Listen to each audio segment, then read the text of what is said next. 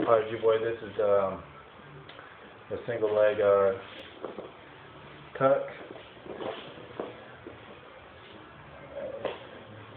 I'm gonna put one leg in. And the other one's gonna be leveled out with the other leg.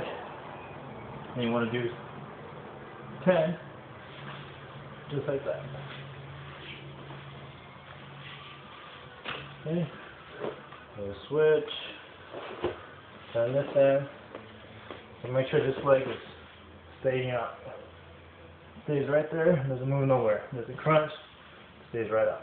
And the other leg is the one that's going to move it.